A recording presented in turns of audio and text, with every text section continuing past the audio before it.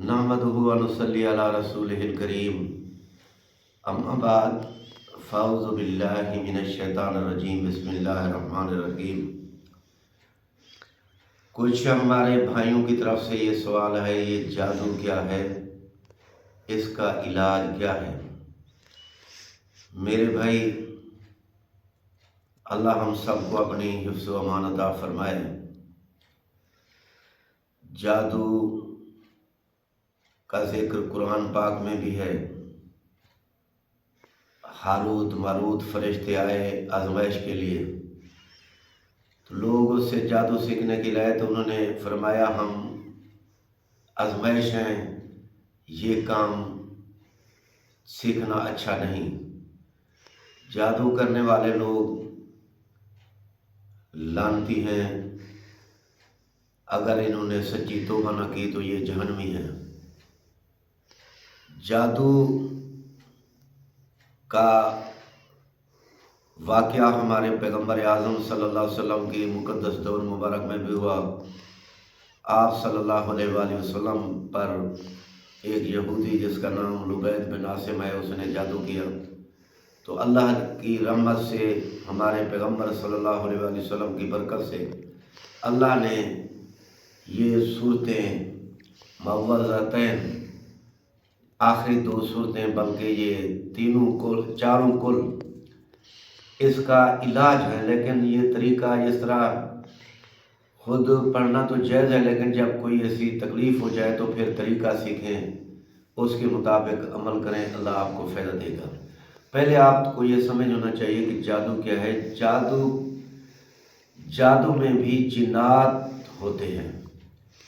एक होते हैं जिन्नात जैसे किसी को खुद चिमट गए, तकलीफ़ देते हैं, हर जगह ये चीज़ें मौजूद हैं।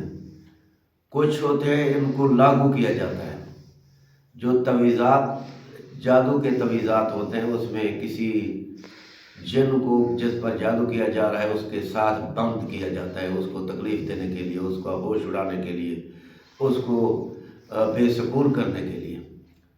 तो ये मुख्तलिफ़ जादू होते हैं। बंदे की ज़िंदगी भी वैसे तो अल्लाह के हाथ में है, लेकिन परेशानी का बायस बन जाती है।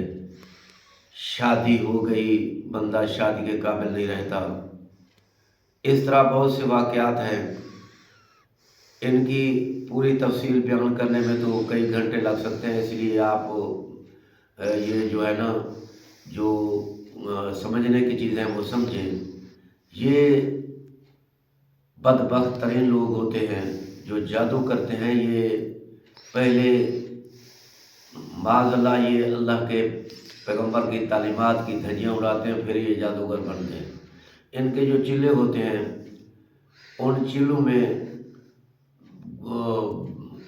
बग़ैर गुस्ल के रहना पड़ता है, गुनाह करने पड़ते हैं, माज़अल्लाह कुरान की बेहुरमती करनी पड़ती है, तो फिर उसका जादू चलता है। दूसरे लफ्ज़ों में, बंदा जब शैतान के ताबे हो जाता है, वो जिन्नात जो शयातीन का गिरोह हैं, तो फिर उसका जादू चल सकता है। जब उनके ताबे होता है फिर वो भी उसकी मानते हैं, वरना कोई जिन किसी के ताबे नहीं होता जब तक वो अपनी ना मनवाए।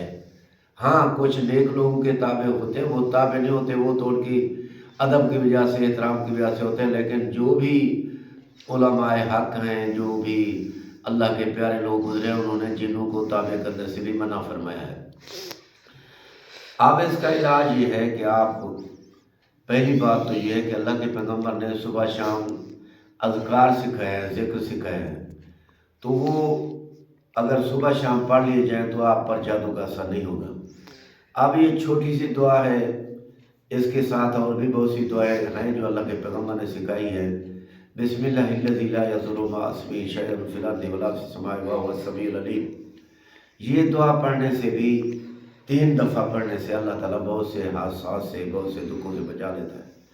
अल्लाह के पैगम्बर ने फरमाया हर नमाज के बाद ये तीन कुल लाज़मी पढ़े जाएँ। सूरत इखलास कुल हुवल्लाहु अहद, सूरत फलक कुल औज़ु बिरब्बिल फलक, सूरत वन्नास कुल औज़ु बिरब्बिन नास, सूरत नास कहा जाता है आखिरी सूरत को। تو اللہ کے پیغمبر نے فرمایا جو بندہ صبح کی نماز کے بعد اور مغرب کی نماز کے بعد فرضوں کے اوپر آیت الکرسی تو ہر نماز کے بعد پڑھنی چاہیے اور اس کا بڑے فضائل ہے، جو پڑھتا ہے اس کے مرنے کی دیر ہے پھر اللہ تعالیٰ اس کو جنت عطا فرمائیں گے، تو ان کا خاص خیال رکھنا چاہیے۔ تو اس خاص کر مغرب کے بعد اور فجر کی نماز کے بعد تین دفعہ یہ قل هو اللہ احد، قل اعوذ برب الفلق، قل اعوذ برب الناس پڑھ کر اپنے ہاتھوں پر پھونک ماریں، پہلے سر پر، چہرے پر، جان کے جہاں جہاں تک آپ کا ہاتھ پہنچتا ہے پھیر لیں۔ تو پھر باقی نمازوں میں ایک دفعہ لازمی پڑھیں۔ لیکن جس کو اثر ہو گیا ہے، اس کو یقین ہے مجھ پر جادو کا اثر ہے، تو اس کی کئی علامات ہیں، خون کے چھینٹے آ جانا، یا بندہ اپنے گھر کے قابل نہ رہے، ہو مرد لیکن اپنی بیوی کے پاس جانے سے نہ مرد ہو جائے، اس طرح کے واقعات، تو اس کو چاہیے کہ وہ صبح شام یہ تینوں کل 100 دفعہ پڑھیں۔ قل هو اللہ احد 100 دفعہ، قل اعوذ برب الفلق 100 دفعہ، قل اعوذ برب الناس 100 دفعہ پڑھے، اپنے ہاتھوں پر دم کر کے اپنے سر پر، اپنے جسم پر پھیرے۔ تو یہ وظیفہ زیادہ پڑھے، لا حول ولا قوت الا باللہ، لا حول ولا قوت الا باللہ، لا حول ولا قوت الا باللہ، اس کی گنتی نہ کریں۔ یہ ایسا وظیفہ ہے جو شیطان کو بھگاتا ہے، رحمان کو مناتا ہے، تو اس کی برکت سے رزق میں بھی برکت آتی ہے، شیاطین بھی بھاگ جاتے ہیں، اللہ کی رحمت ہوتی ہے۔ ویسے تو دوسرے وظائف درود پاک بھی، اور گھر میں سورۃ بقرہ پڑھی جائے، آواز کے ساتھ پڑھی جائے، سورۃ بقرہ پڑھ کر پانی آگے رکھا جائے، اس پر دم کیا جائے، وہ پانی پیئیں بھی صحیح، اپنے جسم پر اس دوسرا پانی ملا کر نہا بھی سکتے ہیں، اور اپنے گھروں میں بھی چھڑک سکتے ہیں، خصوصاً آپ کے اپنے گھر کے کونوں میں چھڑکیں۔ انشاءاللہ اس طرح آپ کریں، باقاعدگی سے کریں، امید ہے انشاءاللہ 40 دن تک اللہ پاک کی رحمت سے آپ کو فائدہ ہو جائے گا۔ رہا دوسرے جو نیک بندے ہیں وہ بھی علاج کرتے ہیں، جو نیک لوگ بھی اکثر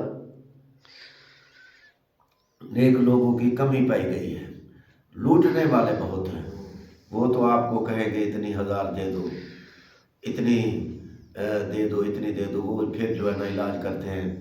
اللہ ہم سب کو، لیکن نیک لوگوں کو دینا چاہیے۔ ہماری سوسائٹی میں یہ بھی طریقہ رائج ہے، جو مانگتا ہے اس کو تو دے دیتے ہیں، جو نہ مانگے اس کی خدمت نہیں کرتے۔ جتنے لوگ یہ کام حق والے کر رہے ہیں وہ دین کی خدمت بھی کرتے ہیں، دین میں بھی لگاتے ہیں، ان کو دینا بھی چاہیے۔